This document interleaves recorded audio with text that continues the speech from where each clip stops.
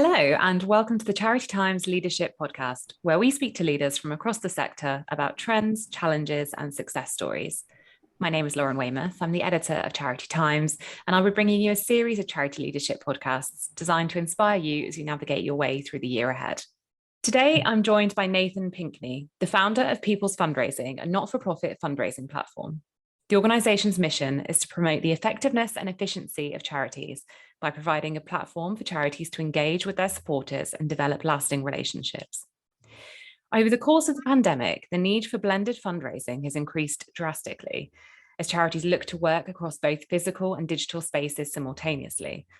Nathan will be sharing some of his insights into the benefits of blended fundraising and discuss how to drive change along with some quick win strategies to institute blended fundraising.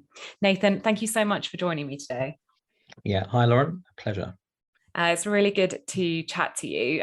First of all, I guess it'd be really good for you to explain a little bit more about what blended fundraising actually is. We talk a lot about hybrid fundraising, for example, but what's the difference? Okay, Lauren, perfect question. So I'll start off with describing hybrid fundraising because blended fundraising came out of hybrid fundraising. So hybrid fundraising is where a charity undertakes different form of fundraising. So a charity may typically accept donations or undertake fundraisers or undertake raffles. Now, what we've typically seen in the recent past is when charities undertake this, they will maybe use one system for donations, another system for fundraising pages, another system for raffles, etc., etc. Now, that causes several issues. One of the primary issues it causes is, especially if a charity uses external systems, the loss of brand is really present in the user experience. So a charity may hold a raffle, and as soon as a supporter goes to buy a raffle ticket, they'll be redirected to the raffle system, which would be a different brand, different look and feel, different system. Or if they want to set up a fundraising page for a charity, they'll be redirected to, we all know there are big fundraising platforms out there, so they'll be redirected to an external fundraising platform. Okay, so this really reduces the impact of the charity's own brand. The other issue that is caused is one of user experience. So users have to get to know the different systems in order to interact with them. And also you have a loss of data rights and things like that. So if I'm making a donation on an external donation system, then terms and conditions of the external system are essentially applied to that donation. Another issue that we see is, and that is often hidden as well, is the back office management and integration becomes rather complex when you're integrating with several external systems. Okay, so this is where blended fundraising comes in. The idea of blended fundraising is based on several principles. The first principle is brand voice and brand identity should be present throughout the complete user journey. Okay. The second principle that the platform's or blended fundraising is based on is that a supporter should have a range of tools in order to fundraise and the charity fundraise in the way they want to. Okay, so if we bring these together, what we have is we have a paradigm, or we have a system whereby a supporter, if they want to engage with a charity undertaking fundraising, and that could be making a donation to a fundraising page, buying a raffle ticket, buying a ticket for an event, buying something from a shop, buying a gift voucher, buying a membership, all of these things are pillars of fundraising. So the complete user experience is within the charity's own look and feel, brand voice, brand identity, which means that through that brand voice and brand identity, the supporter and the charity's relationship becomes tighter, but also at the same time, the user's experience is optimized as well. So a supporter isn't taken to the raffle system or the donation system. They're always going through one brand identified user experience. Okay. And also on the back end, now we have this single system that allows supporters and charities to fundraise using all these different tools within the charity's brand identity. The back office management becomes a lot less complex. You're now connecting to one system to pull data or to report upon, as opposed to many different systems. So that's really the essence of blended fundraising. It extends hybrid fundraising by removing a lot of the issues inherent in hybrid fundraising. Perfect. So it really just makes it a lot easier to fundraise. Essentially, is blended fundraising something that came about as a result of the pandemic, or is this something that's been around for much longer? Yeah, so the idea has been around for much longer, and it's a natural progression to how we see charities engaging with their supporters, but also how supporters are engaging with charities. And take a typical example: you would have a charity, and they, through their own fundraising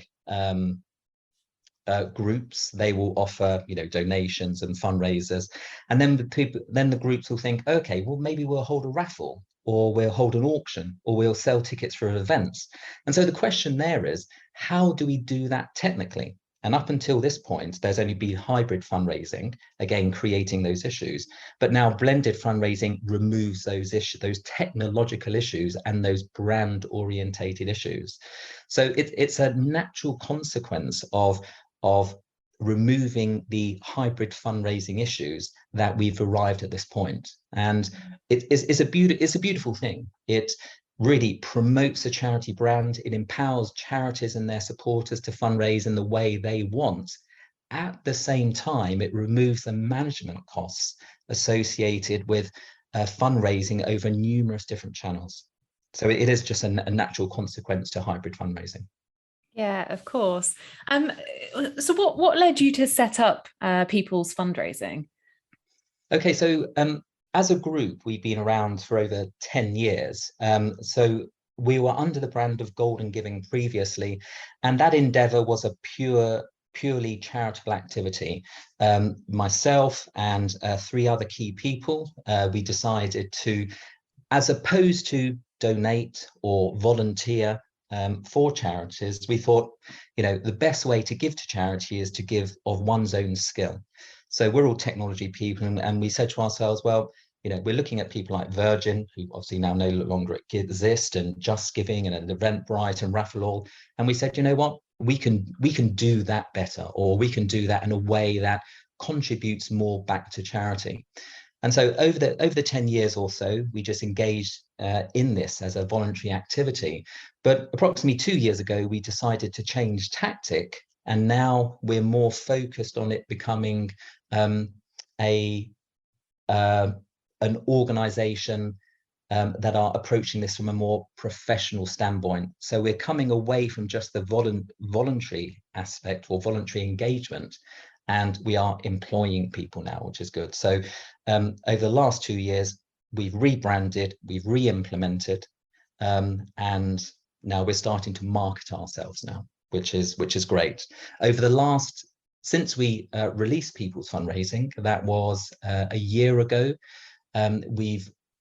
through our marketing, we've seen ourselves grow from 0 charities to now today over 3,500 charities. So wow. This is something that's really picking up, which is great. Yeah, I mean, that really highlights the demand, doesn't it? And how that demand has shifted, particularly over the past couple of years, as charities are looking towards to kind of digitalize their services more, I suppose. What kind of feedback are you getting from charities, those that are choosing to incorporate blended fundraising into their strategies? So the first bit of feedback we always get is that charities are surprised in the amount that we provide for the cost. So we provide our platform. We can deliver a branded platform, fully functioning, offering donations, raffles, auctions, memberships, auctions, lotteries, etc., for 0 cost.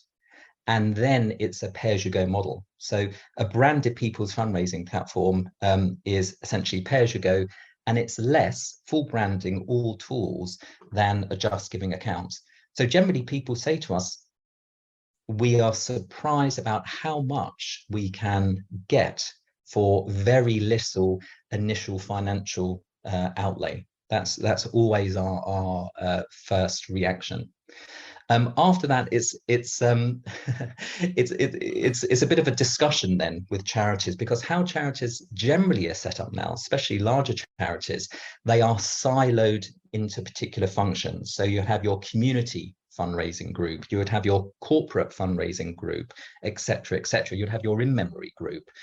And the next conversation now is about, okay, instead of those groups individually going out and finding their own tools, you know, creating that back office spaghetti and nightmare, it's then about bringing these different groups together to now say, look, you've got a single unified platform that promotes your brands, empowers you with all of these fundraising tools, and now you can now use this platform as opposed to independently going off and trying to solve the problem technically as independent groups.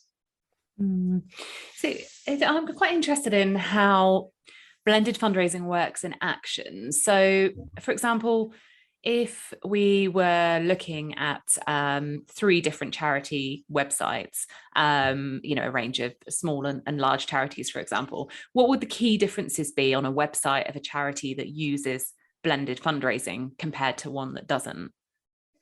Okay, so some of the big differences are firstly that so a supporter will typically go to, you know, the website of a charity because they like what the charity does. Okay, and typically charities will have a donation button, or they'll have fundraise for us type button. Okay, so the first thing that where they'll generally see is when they go to the fundraising, you know, page, there'll be lots of options available to fundraise. So again, I go to a charity and it says fundraising ideas, and it could have, why don't you hold a raffle for us, or hold an auction, or, you know, set up a membership page, or you can even sell items supporting us. So that's one of the first differences, the range of fundraising tools that are available out of the box for supporters and for charities to start fundraising with. Okay, so that's the first big difference. The second difference is that supporters now will never be redirected to an external site. Now, technically, when somebody clicks on, yes, I want to set up a raffle to support my charity, technically they're going to another website. But from the user experience perspective, the supporter doesn't know that they've gone to an external website because of the brand overlay matches the primary website so well. And even things like, you know, the URL or the address to go to the website is what's called a subdomain of the main website. So if your website address is www.charity.org, the fundraising site will be off something like fundraising.charity.org. Okay, so supporters don't really see that difference there.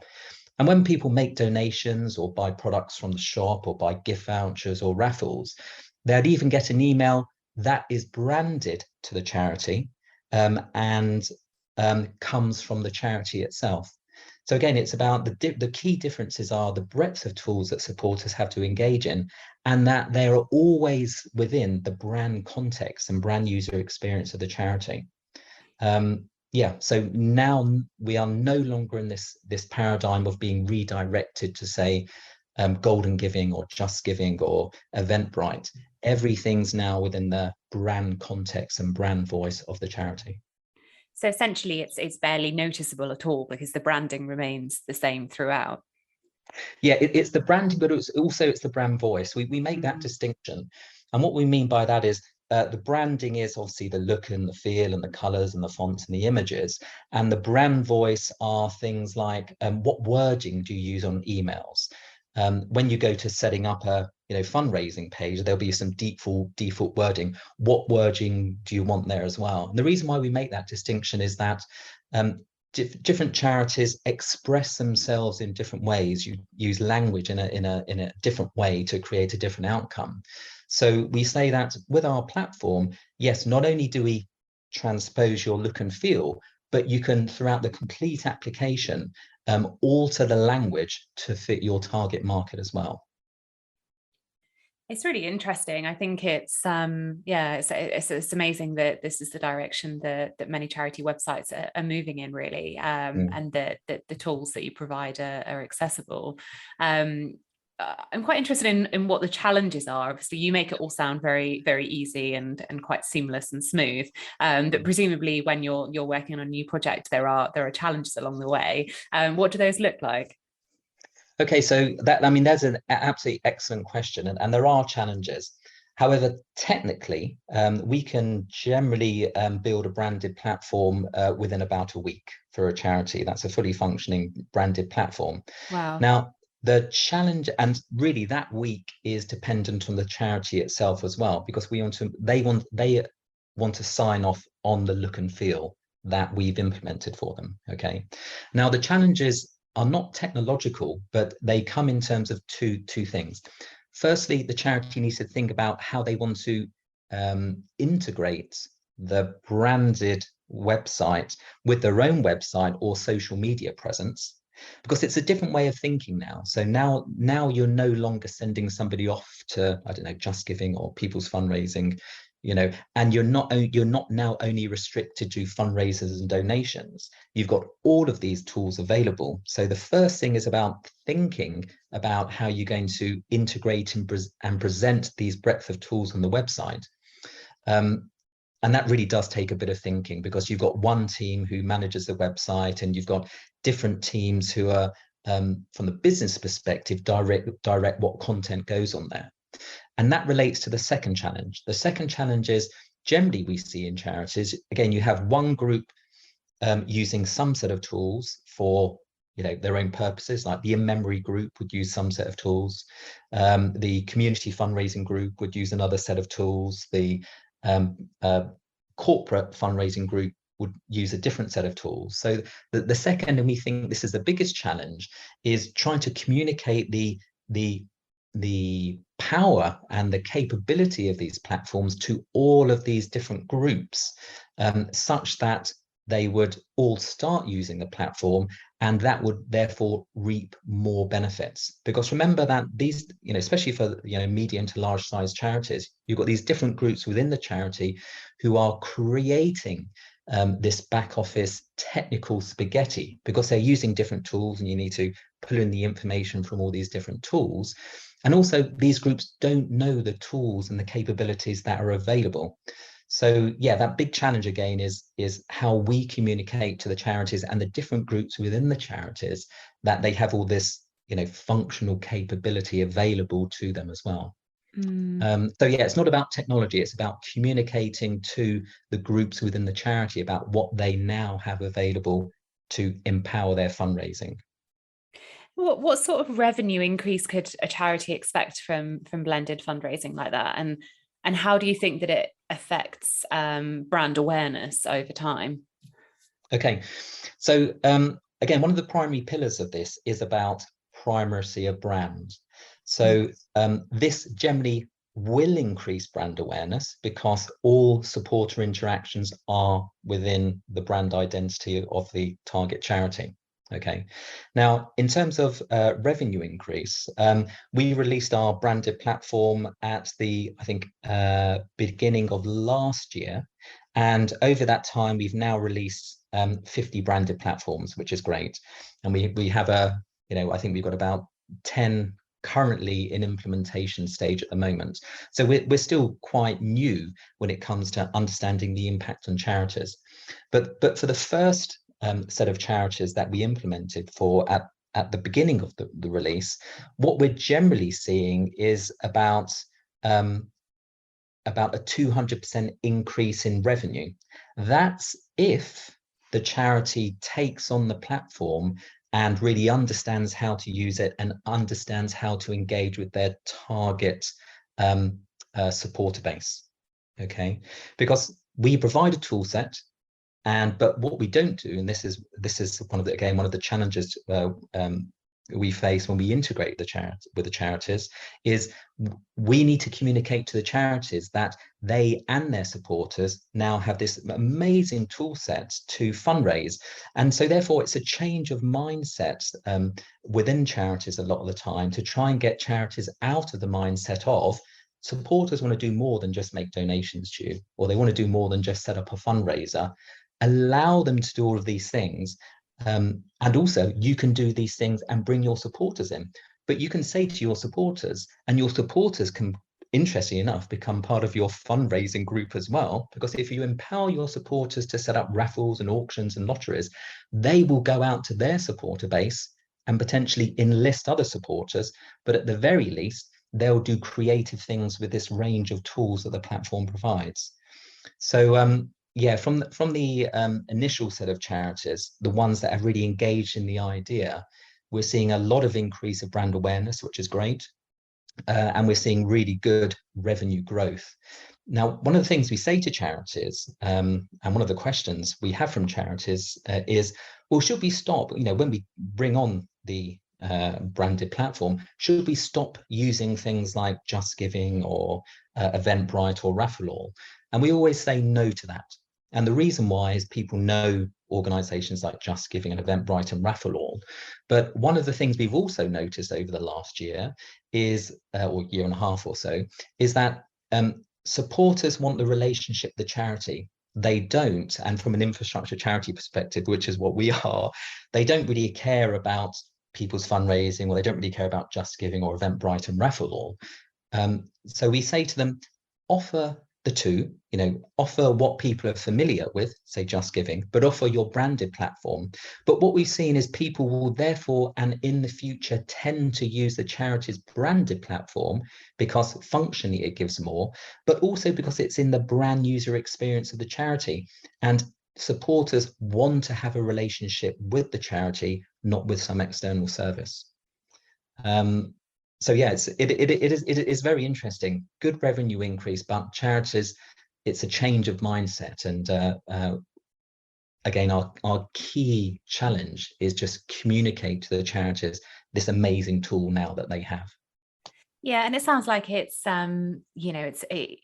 charities will receive gradual results over time, through increased brand awareness, and it certainly just helps to just provide a better user experience, I suppose, for donors, and that, as we know, helps to increase revenue over time anyway. So yeah, it sounds really, really interesting. And for anybody listening, I do urge you to check out People's Fundraising for more information. Nathan, thank you so much for joining me today. Thank you, Lauren. Very much a pleasure. If you've got any questions at all about the topic we've discussed today, feel free to drop me a line at lauren.weymouth@charitytimes.com, or please visit peoplesfundraising.com for more information about Nathan and the services the organisation provides.